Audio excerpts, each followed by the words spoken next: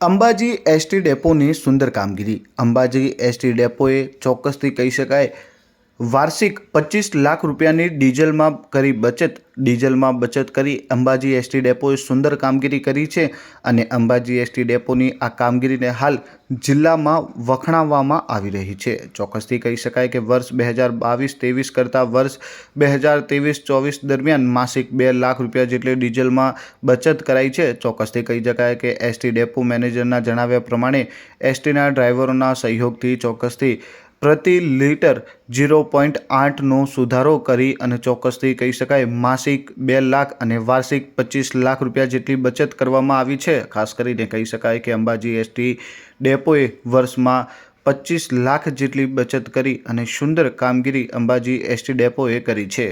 ગુજરાત રાજ્ય માર્ગ વાહન વ્યવહાર નિગમના અંબાજી ડેપો દ્વારા રોજિંદા 72 શેડ્યુલનું સંચાલન કરવામાં આવે છે, જેમાં ગામડાના અને એક્સપ્રેસના તમામ રૂટોનો સમાવેશ થાય છે।